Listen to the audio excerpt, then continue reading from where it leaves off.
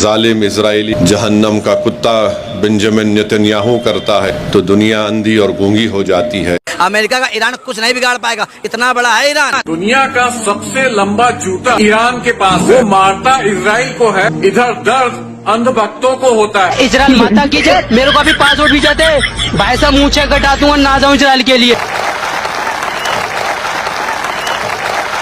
उस कंट्री का सपोर्ट कर रहे हैं जो हमारे हिंदुस्तान की गौ माता को काट के खा जाता है। ये सब अनुभक्त है, ये सबको कभी अकल नहीं आएगा। इजराइल के जो यहूदी है, देखिए पतलून पहन के भागने पे मजबूर हो गए।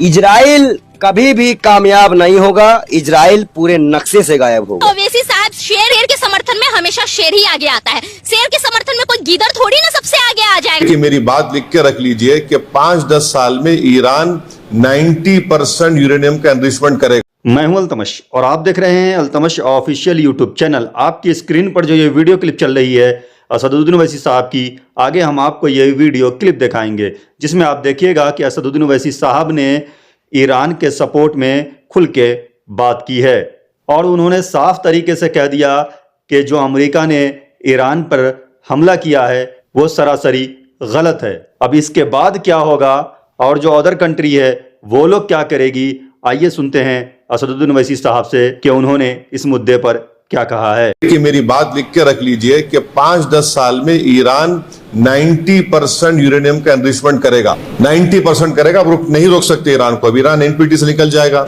और एनरिचमेंट करेगा। और साथ ही साथ उसका ये असर होगा आज की बॉम्बिंग के बाद कि जितने उस देश में, जितने अरब ममालिक बोलिए, मुस्लिम कंट्रीज बोलिए, जो उस खित्ते में है, वो सब लोग अब फैसला करेंगे कि हमको इजराइल के ब्लैकमेलिंग से, इजराइल की हेजेमनी से बचने के लिए हमको अब न्यूक्लियर वेपन्स बनाना पड़ेगा। वो भी आप नहीं रोक पाएंगे। और अमेरिका के इंटेलिजेंस ने खुद कह दिया कि अब ईरान के पास कुछ नहीं है। तुलसी गबार्ड का स्टेटमेंट है।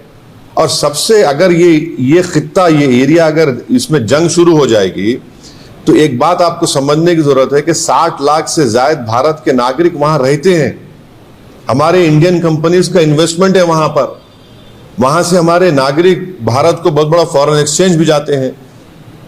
अनलाइक नॉर्थ अमेरिका के बाद तो इनकम टैक्स भी नहीं लिया जाता उनसे।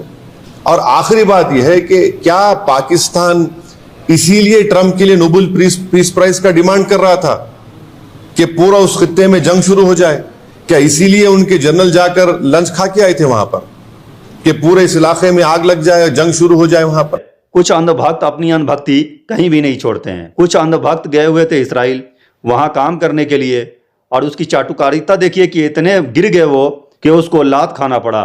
तो आप इसी से समझ सकते हैं कि अंधभक्ति किस तरह से, किस स्तर पर जा पहुंची है। तो आप तमाम लोगों को ये वीडियो कैसी लगी आप हमें ज़रूर कमेंट करके बताइएगा। अगर ये वीडियो अच्छी लगी है तो इस वीडियो को एक लाइक कीजिएगा और इस वीडियो को अपने दोस्तों में ज़्यादा से ज़्यादा शेयर भी कीजिएगा। अगर आप इस चैनल पर नए हैं तो इस चैनल को सब्सक्राइब करके ऑल नोटिफिकेशन भी दबा लीजिएगा ताकि आने वाली हर वीडियो की नोटिफिकेशन आप तक सबसे पहले पहुँचती रहे। तो फिर दीजिए अपने दोस्त अल्तमश को इजाज़त, फिर हम मिलते हैं किसी नई वीडियो में। जब तक के लिए शुक्रिया, धन्यवाद, अपना बहुत ख्याल रखिएगा।